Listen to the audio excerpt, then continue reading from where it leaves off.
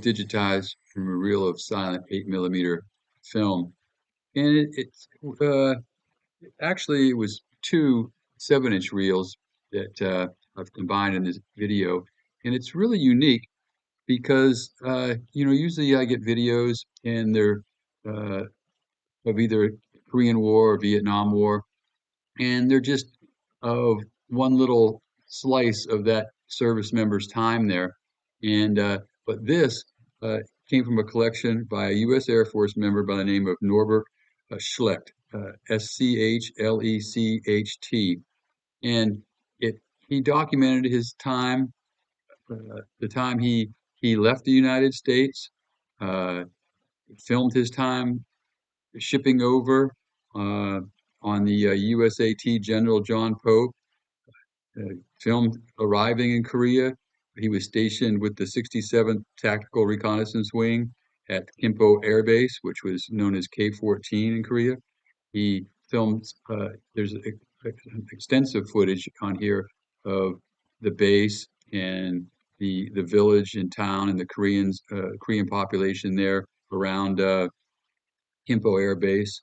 And then he records his time coming back to the States via another military transport, and then via a commercial airline, and then all the way back to his parents' home.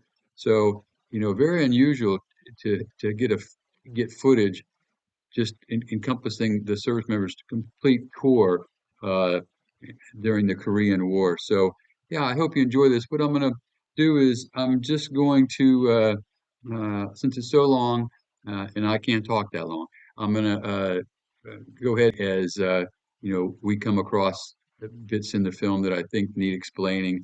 Uh, then I'll just jump in and do my best to try to describe what's going on there. And likewise, if you see something that I didn't see, or correct me if I get something wrong in the comments. And hope you enjoy. And this is on board the USS General John Pope, and this would be probably December 1952 because this footage spans from December 1952 to October 1953. That's when he said he was in Korea, so maybe November 52. But the General John Pope was a troop transport that served with the United States Navy in World War II, and then after she was transferred to the Army and redesignated USAT General John Pope, and then she uh, was activated and served in the Korean and uh, Vietnam Wars. And during the Korean War, as you see here, she was transporting uh, troops from the States to Japan into Korea, and then back again. So this is this Air Force contingent going over to Korea.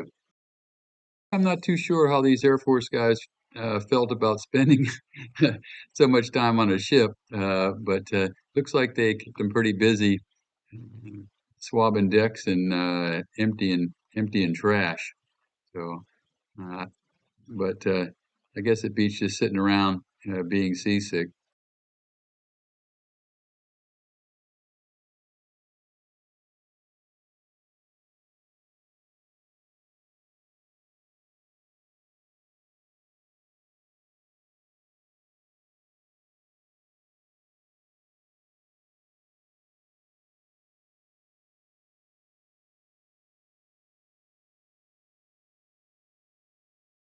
And here they finally made it to land, and I don't think this is Korea yet. I think this is Japan holding area. It could be Korea, but the gentleman you'll see here in his dress uniform holding the brown camera bag, I'm pretty sure that's the person that filmed this, and that would be Norbert Schlecht.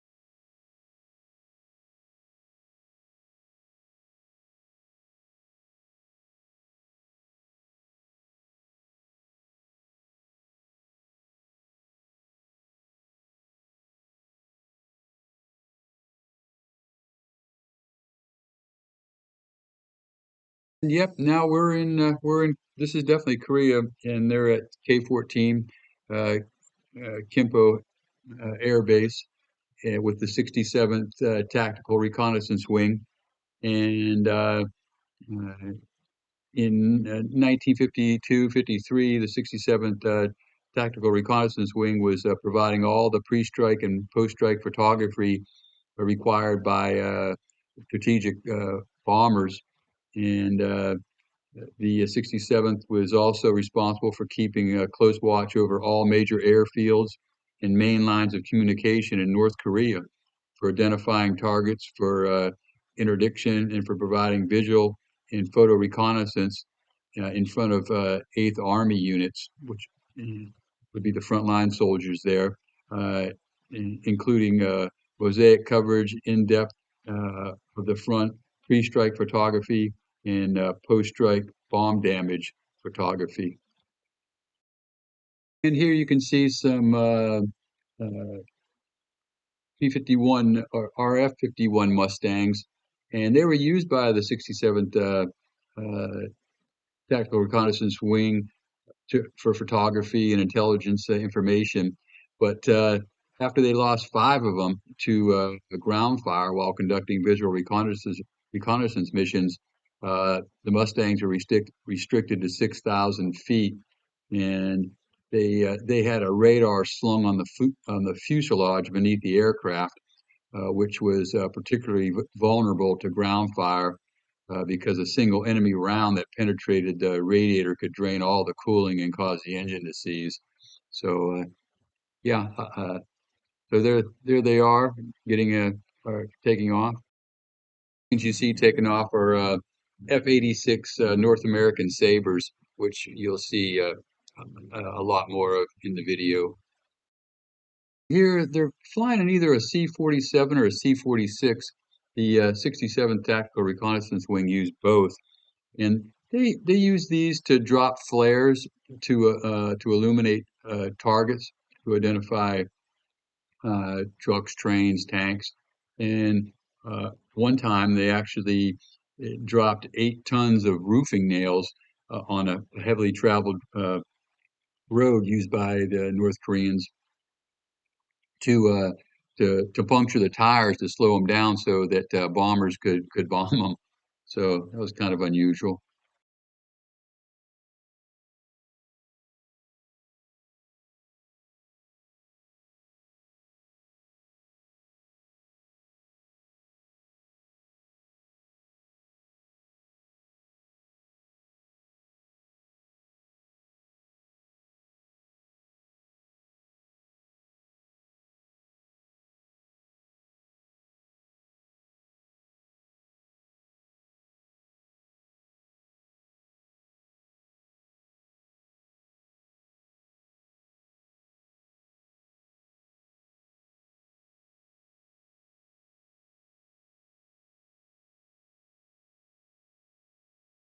Here on this, uh, I guess, sign made out of stones on the ground, I can make out 635th and 1950, but I couldn't find searching.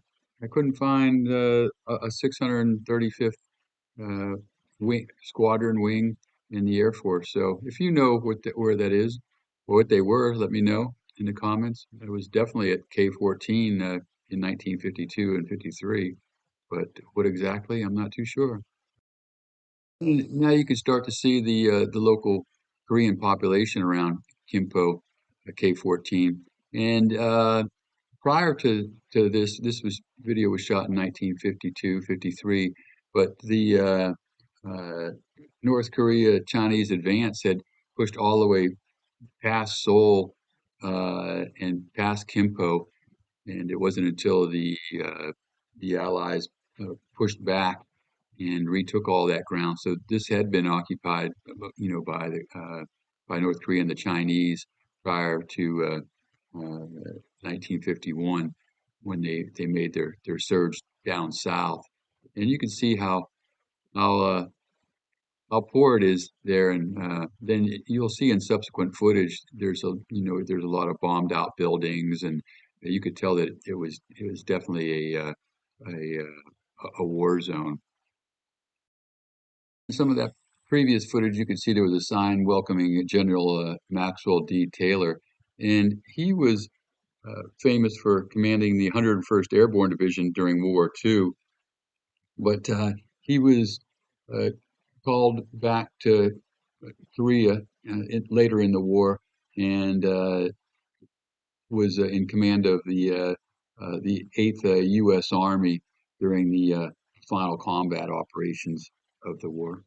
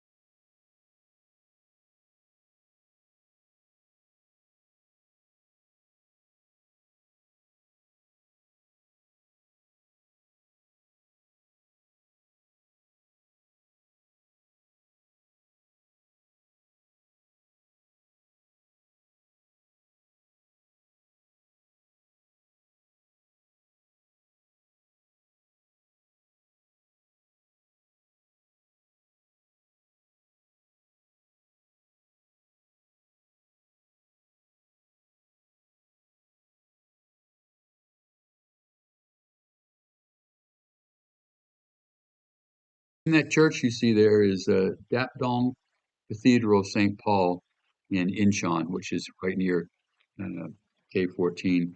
And so that's probably right where these guys were on liberty, as you saw previously in the village there in around Incheon.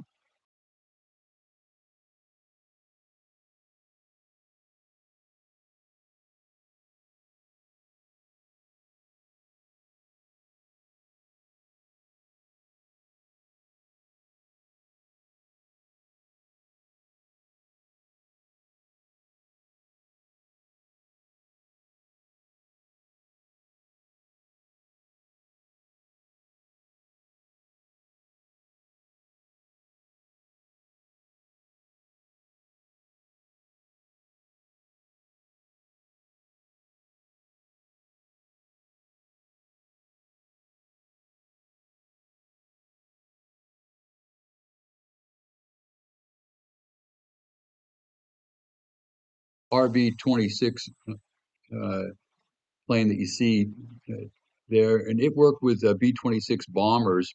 The RB-26 was a modified bomber, and the RBs would spot uh, targets like trains, and they would illuminate them with flares, and then the B-26 bombers would attack.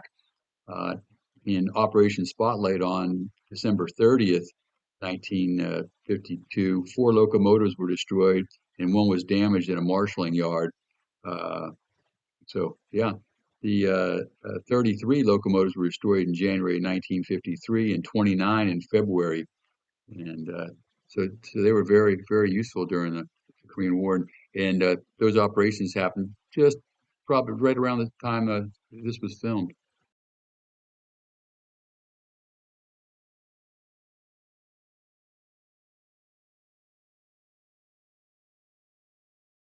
That plane there is a Royal Australian Air Force F-8 Meteor.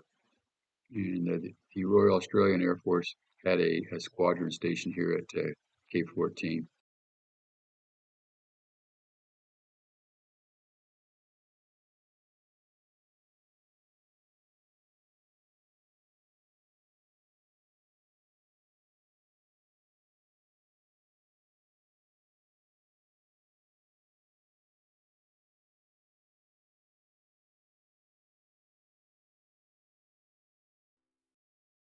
some great footage of maintenance crews working on. Looks like they're probably changing out an engine here on one of these RB-26 Invaders that for the workhorse here of the 67th.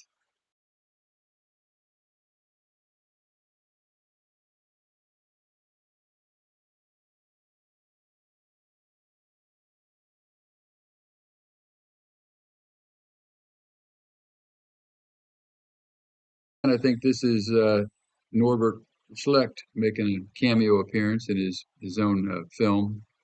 So great to see who was doing all this work and who was serving over there.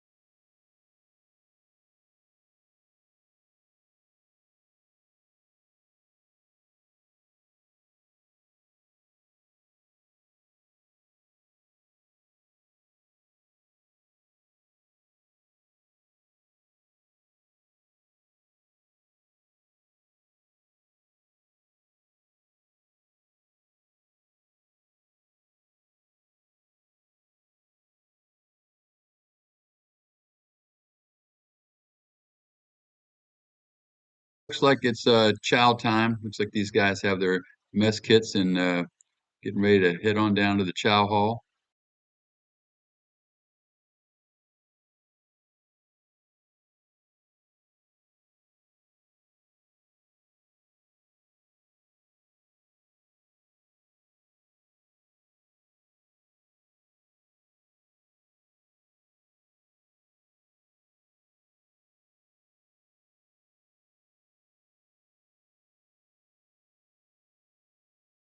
Now we're getting into some footage of aerial reconnaissance in an RB-26 Invader, and yeah, it's a unique opportunity to get some combat footage here because you know that they're flying over North Korean and Chinese lines.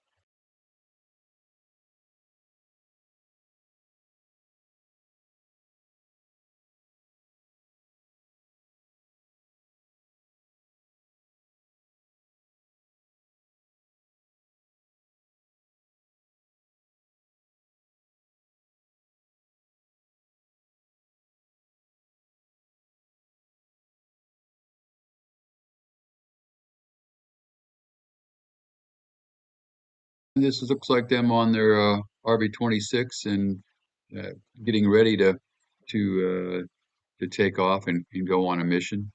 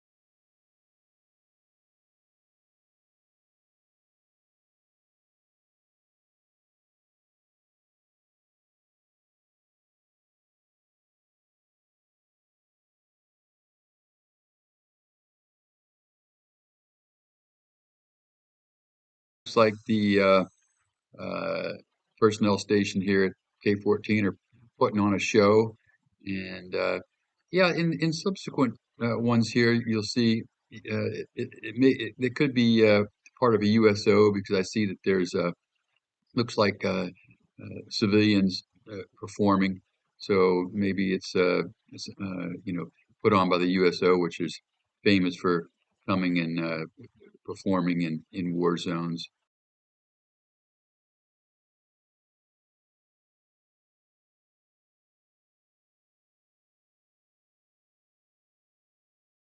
And here's Norbert Schlecht holding up a reenlistment design, and he must have been pretty close with this Australian Air Force squadron here because he looks like he's wearing one of their hats, and then you can see them taking off in their F-8s here.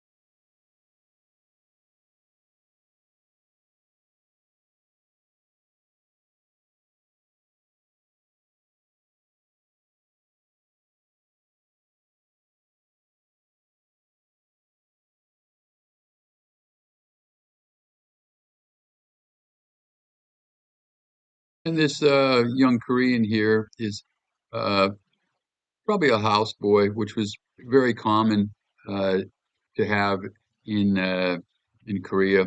Even when I served there in '82 and '83, which was 30, almost exactly 30 years from the time this was filmed.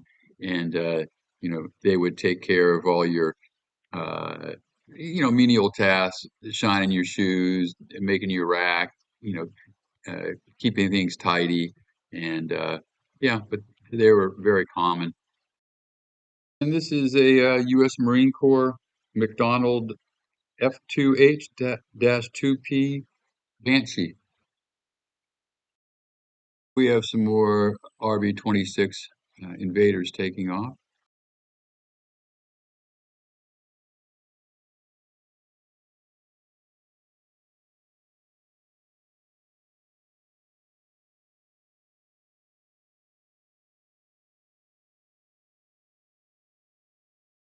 This actually looks like they must have took some incoming rounds. It looks like some damage, and you can see there's a crater from something, a bomb, mortar.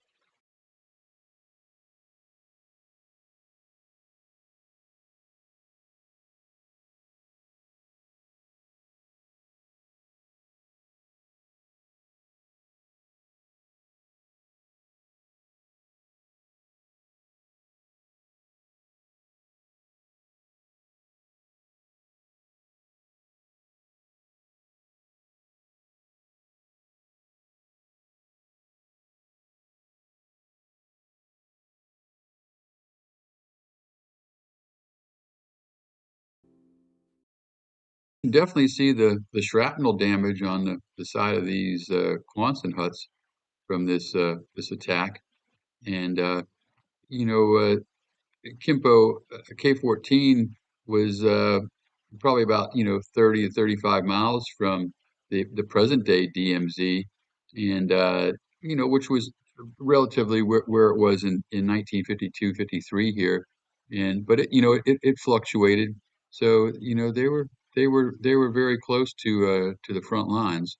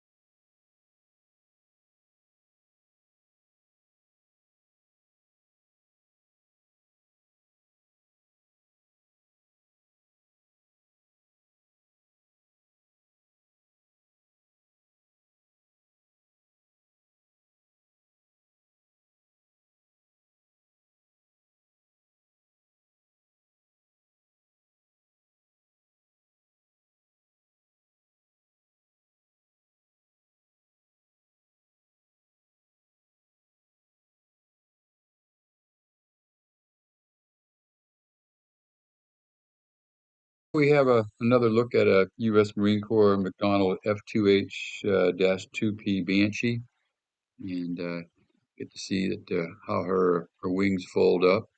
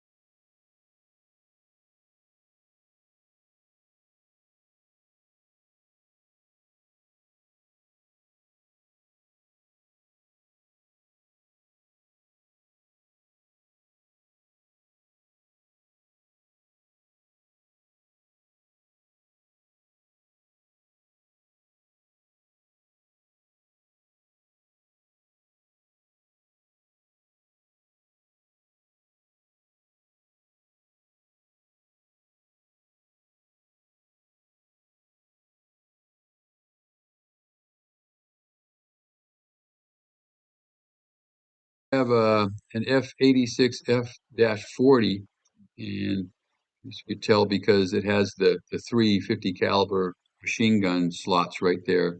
uh, up on her nose.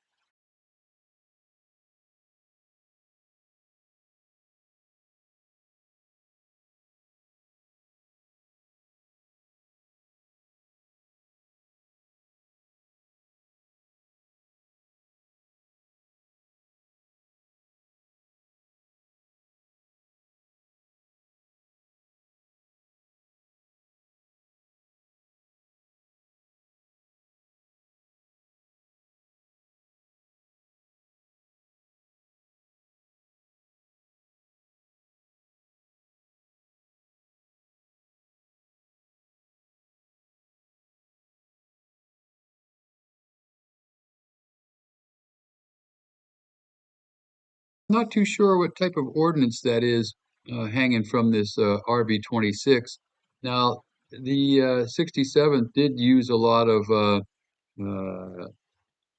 illuminating ordnance, so I'm just wondering if this is, you know, something to do with that, some type of illuminating flash bomb.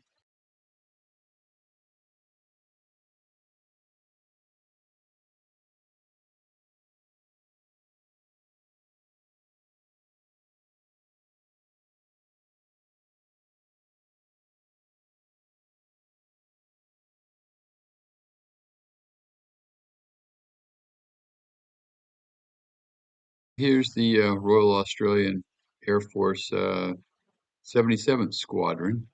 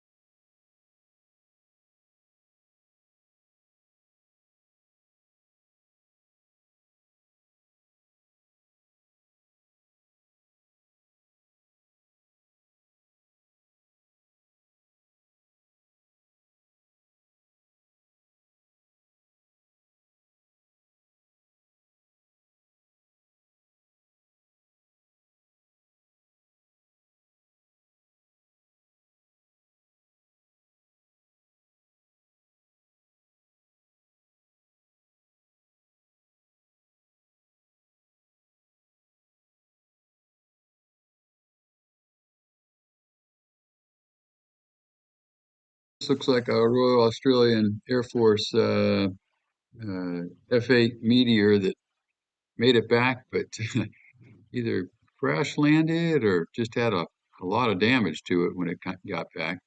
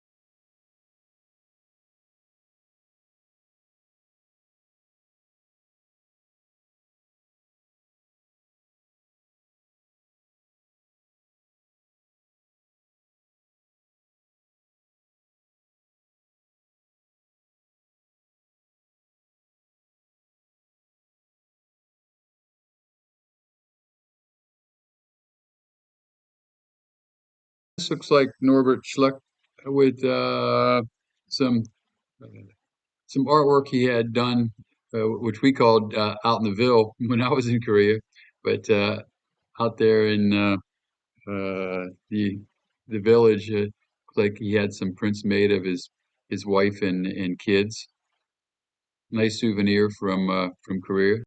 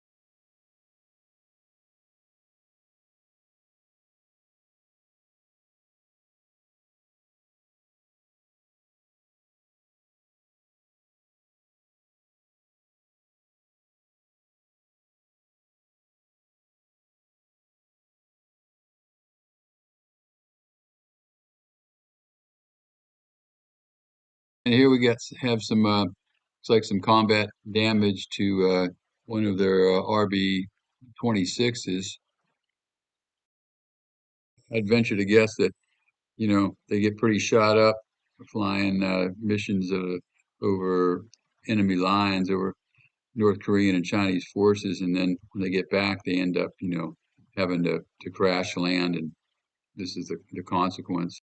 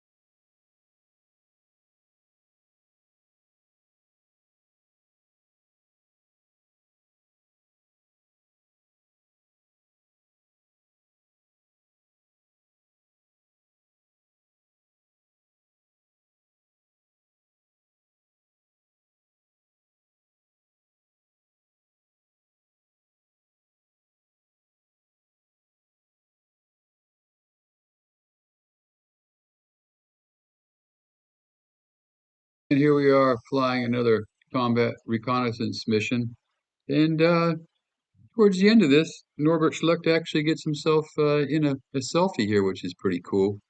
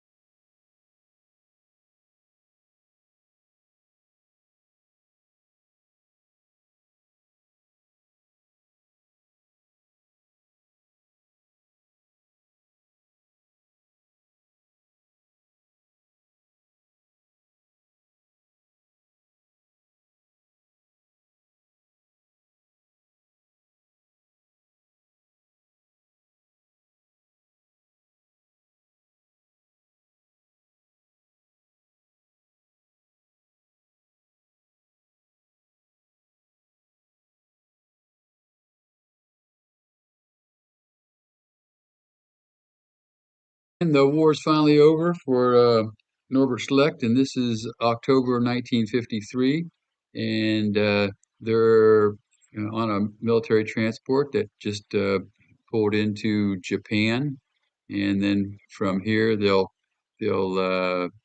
head on back to the States via military transport.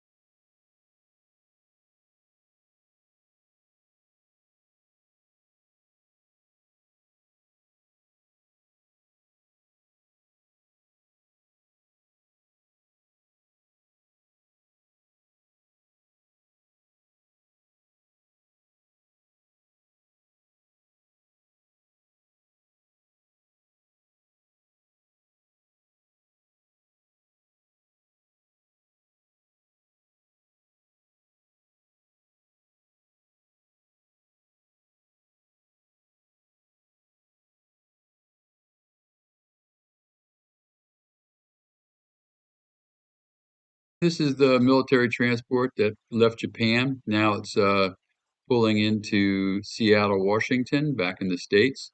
And you can see that the all the members are coming home to a well celebrated occasion.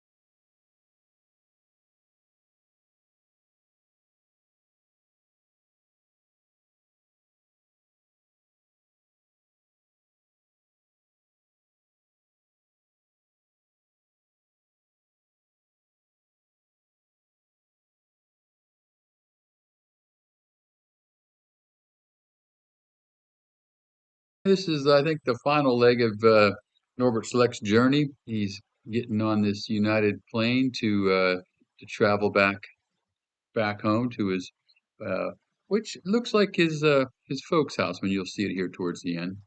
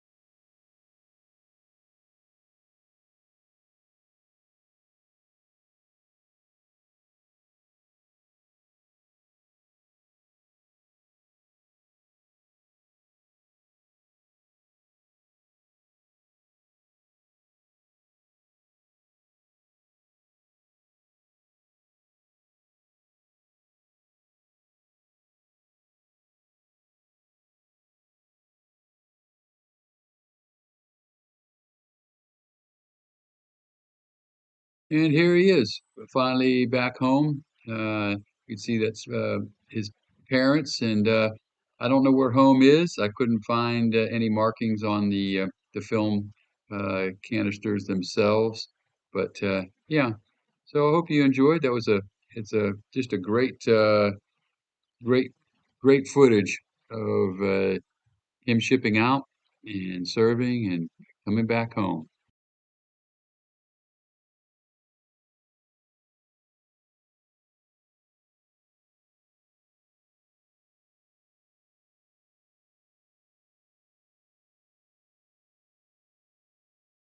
I hope you enjoyed this piece of history and uh, like and subscribe if you'd like to see more military and patriotic videos, which I try to upload every other day on my site. And if you're interested in a good read, check out my books at www.edsemler.com.